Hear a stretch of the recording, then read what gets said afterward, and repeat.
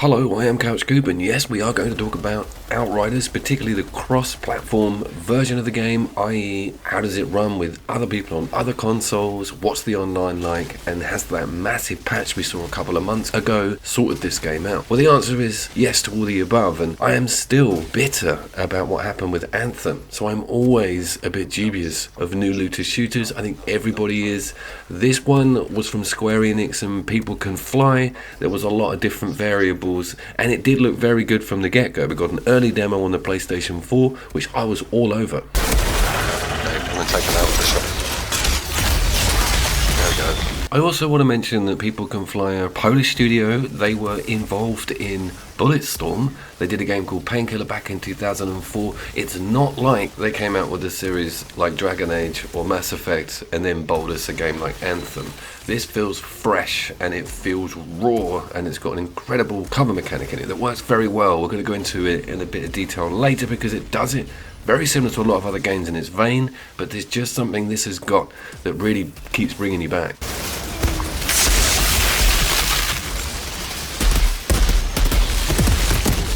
Cross-platform wise, I'm playing over on PC on Game Pass. As you probably know, I didn't get this on PlayStation because I knew it was coming up on Game Pass, and for the cost of that, to have access to this for a huge chunk of time, enough to finish the game. And my friend is actually on PlayStation 4 now. I've tested this with another friend on PlayStation 5, and it's got a really great code generation system on lobby. It's just slick. You can even add them as a friend within the operating system of Outriders. Doesn't matter about any PlayStation Network or Xbox accounts. Really cool stuff. Load times are a little bit different depending on who you're with and what machine they're on. I think a game like this always has to go with the slowest loader or system within the lobby, i.e. spec-wise. So that's probably why we saw a little bit of lengthy loading when it came to the PlayStation 4 Pro. This is sitting on my SSD on my PC, and when I'm single player it is just smooth as anything on loads, no massive issues. But because you're traveling around quite a lot, and because my friend, we had to do a lot of catch up with me and going to different areas, it got a bit laborious. Outriders is kind of sitting very comfortably at the top of my sci-fi co-op shooter list. I know there's not a massive amount of games like that out this year, and that's why I want to make a little bit of a fuss on this, because we've seen some huge patches. It has promised on what it said it was going to do. It looks and runs fantastically, and the loot system is actually seriously rewarding, giving you weapons that look and feel completely different. That goes through to the enemy types and of course the specials that you get unlocked and given. Games like Destiny, even though I love them, is still recycling the same enemy model even in its brand new content. That's unforgivable. If I ever have to shoot one of those Vex again, I think it will be too soon. You know, I kind of thousands of them. Anyway, that brings me over to the specials, and the outlandishness of Outriders specials are unbelievable. The carnage and the macabreness of them beggars belief, and this is definitely an 18 game, and the gore and violence is pumped almost constantly to you. It's kind of a lot to love.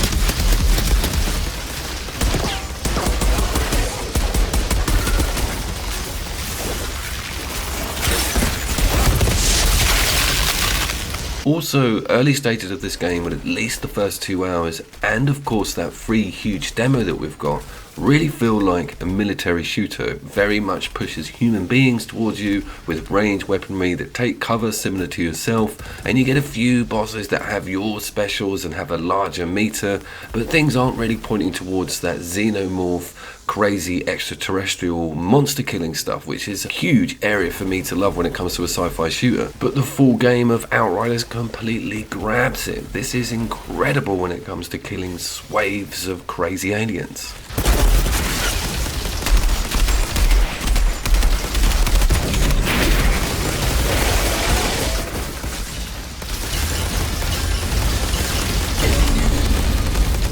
Let's talk about its cover mechanic, because I foreshadowed it earlier and I think it's worth talking about. It's kind of got more similarities with Gears of War, this game, when it comes to its cover mechanic. Vanquish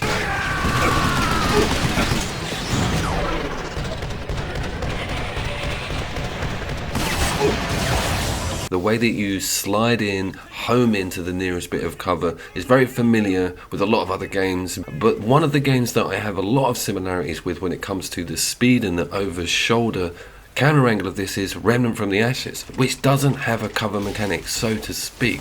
It's not an actual furniture hugging move, you just crouch around objects that are tall enough to give you protection. But when it comes to an actual implemented system and the way these maps are designed with their gradients and some of their well placed destructible cover, things get very interesting.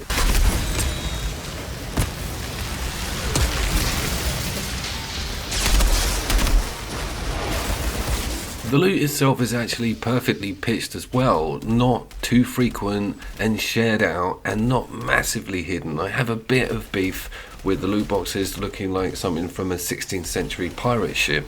They could have jazzed those up a little bit or made them a little more fancy, but that's a very small gripe. I'm so happy with the kind of fistfuls of enemies it throws to you, then it spits in a mini boss, or then it's a new enemy and you've got a new power unlocked, and then you find a legendary gun. It's just these great pulls that are placed perfectly. The beats are awesome, and the game reflects that as well with its look and feel, slick UI system. The crossplay is just working blindingly. There is no reason why this game shouldn't clear up this year on the looter shooter front, and that's another point we're going to get to.